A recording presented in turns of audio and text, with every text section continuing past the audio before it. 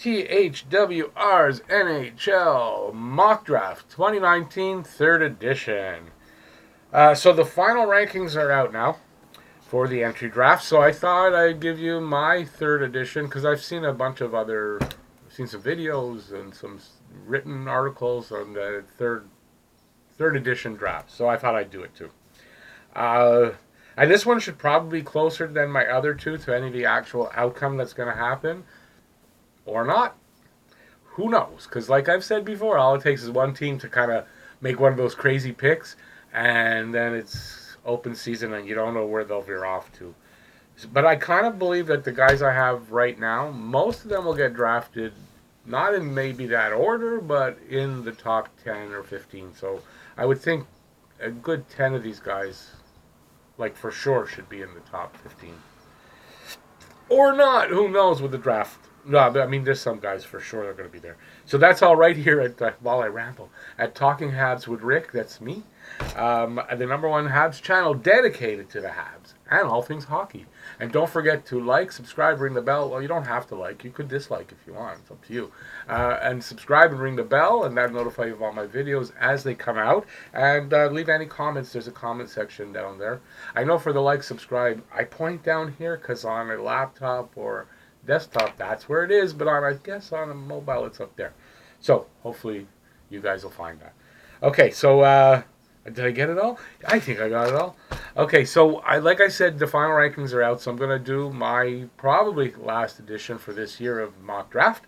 I don't see why I'd do another one. Yeah, we'll see how it goes. I've got obviously some changes and maybe even some more reasons why they might be picked. So we'll get right into it. So now I know the consensus is Jack Hughes is going to get picked first, and I think he will. But I know his stock has kind of fallen a little bit after the World Championships because he wasn't very spectacular, whereas Capo was. So I'm still going to have him though. I think it's going to be Hughes first. So I'm just going to put him in here. You'll see what I'm doing. So yeah, I think Hughes goes first to New Jersey still. But it wouldn't surprise me if they end up taking Capo. It's going to be tough to get that right, I think. So that leaves the Rangers definitely taking Capo. Or Hughes. It's going to be 1-2, definitely. I don't think anybody disagrees with that. I really don't. So number 3 becomes the one, what does Chicago take? Do they go for another defenseman or do they go for a forward? And I was thinking they're going to go for a forward, but I don't anymore.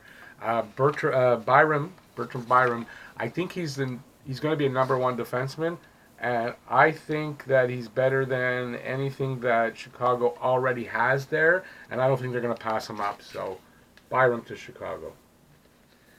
4, Colorado. I'm giving Colorado this guy, and I'll tell you why in a second. Did I go over why Byram? Yes, I did. Okay, so I think that Colorado's going to pick Dylan Cousins. I'm not giving any info on them, just the reason why I think. So more scoring depth to offset that top line. They have a wicked top line, but they don't have much scoring depth. And I think Cousins can play that role and be... I know it said he had... The thing I saw said, I think he said he had 72 goals. I don't think he had... I think it was a typo. But he can score, and I think he can play the two-way game. So I think he's a good pick for them. Dylan Cousins there. So LA has 5. Number 5, I think that they're going to go with Dak. I think it's Kirby Dak. Center right wing, big bruising forward who can produce on both sides of the puck. Again, a big guy that can produce. LA needs guys like that. They're aging. I don't think once Byram's gone, I don't think they're going to go for a defenseman at that point. I just think they're going to do that. I hope I'm not rambling here. Sorry. Number 6, Detroit. For Detroit, I saw this actually in another one. I don't know if it was a video or a written, and it made sense to me. I think they're going to go for Cole Caulfield. With Yzerman running the show back there, I think he's going to want that pure goal scorer. So I don't think he's going to go for size. I think he's going to go literally for that pure goal scorer and take a chance on Caulfield. Yeah, I think it made sense. I don't remember everything the guy said about it, but it made sense to me that they're going to go for Caulfield if he's not picked earlier. Number 7, Buffalo. It's Sunday morning. I hope I'm not rambling. It's a beautiful day out, and I figured I'd do this today. So if I'm rambling, put a thumbs down. Sorry. Buffalo. Alex Turcotte. I think Buffalo will reach out for an Alex Turcotte. He's the son of former Hab Alfie Turcotte, and he would make a good number 2 behind Eichel. That's what I think. I think Turcotte's going to be a good guy you can put behind Eichel. They don't have a center that can produce points behind Eichel right now. So unless they reach out in free agency, they don't have one. And if they have a little patience, I think it would only be a year or 2. Maybe he even makes the team first year. I think they're going to pick Turcotte. Number 8 is Edmonton's pick. Edmonton's pick. Now I had Caulfield going there because I thought between Draisaitl and McDavid, you got huge guys. A small guy like that would fit in. I think Caulfield will be gone, and I think Edmonton is going to actually reach out for some defensive help, and they're going to take Philip Broberg. They're going to take Philip Broberg at 8, defense. Oilers will want to shore up that defense that they have, in my opinion. I think it's either aging or they're kind of not very talented, and I think they're going to want to shore it up, and Broberg might even make the team first year, I think, if they pick him.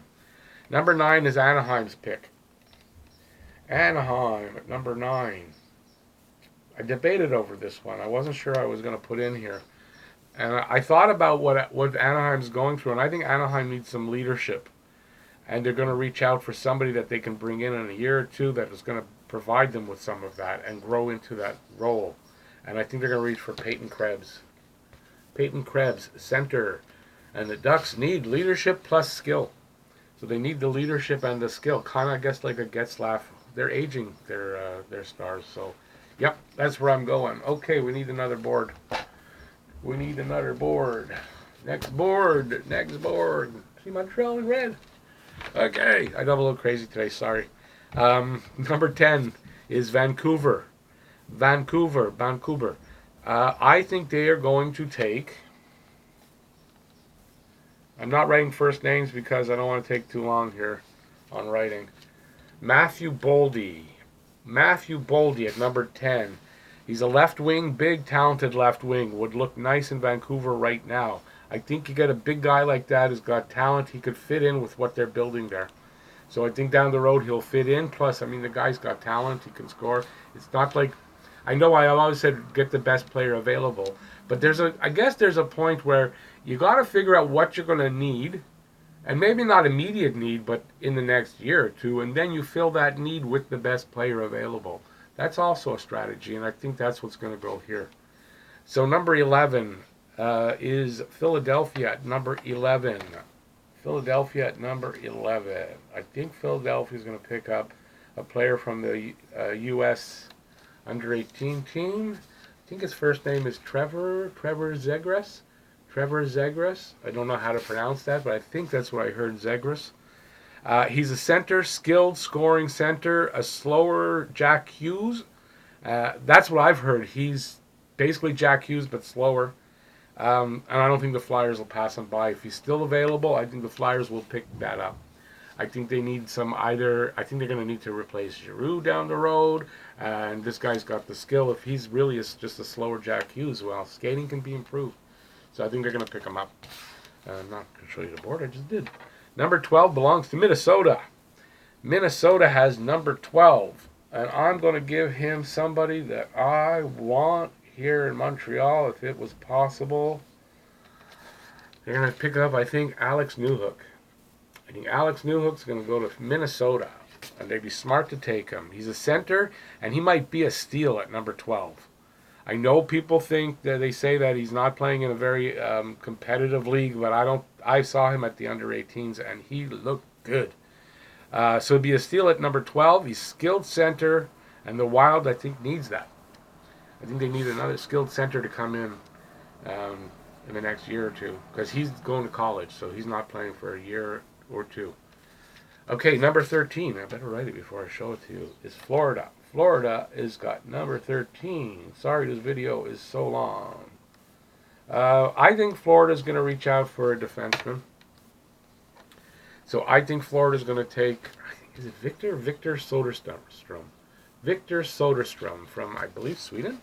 He's a defenseman. Obviously, I just said that. Florida will want the best D left, I think, out there right now. I think Florida's going to look for D to shore up that D because I think they could use improvement there.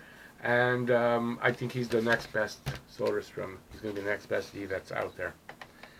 Okay, 14. That's Arizona at 14. Now, this is a guy that I think a lot of people think Montreal might go for. I'm not so sure. I don't know. Anyway, I think Arizona's going to reach out to him if he's still available there. And that's Raphael Lavoie. This guy's he's a left wing, right wing. And I think Arizona will like his size and skill and his nose for the net and his toughness. And he does. He has a nose for the net. He can score. They need scoring. And he may be ready. He's older than in the draft than other players, and he may be ready. So I think they're going to reach out for him. So I don't think he's going to end up in Montreal. And that leaves Montreal's 15 pick. Now, I've given Ryan Suzuki. I think Ryan Suzuki might have fallen with his under-18 tournament performance. Wasn't very good. I think he's fallen down. And I think the last one, I had Newhook, who I still like and I'd be very happy with, but I don't think he'll be around. So I'm going to say that they are going to take. And a position I said they're not going to go for, I didn't think. But I think, considering who's taking, I'm thinking who's going to be taken ahead of them, I think they're going to go for Thomas Harley. Thomas Harley. He's a defenseman.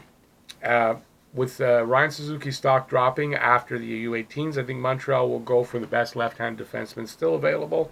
And if it plays out like I have it here, then Harley is the man.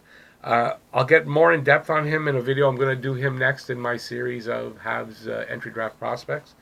Yeah, that's it. I'm going to do him. But I think that's who we're going to get. Thomas Harley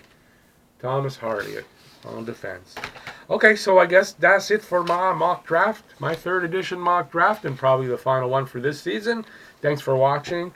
You can leave any comments in the comment section. Anything you think, how badly I did it, how good I might have done it. Whatever you think. Any changes you'd make, please in the comment section below. Love to hear that and look forward to hearing your comments. And check out these 2 videos here. I'm going to put up right here. They're going to show up magically. I hope you like those. And I guess that's it. Have a Blue Blanc Rouge day from me at Talking Habs with Rick. And go Habs go. And bye, y'all.